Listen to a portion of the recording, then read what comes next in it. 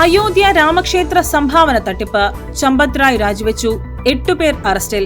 ലക്ഷങ്ങൾ പിടിച്ചെടുത്തു.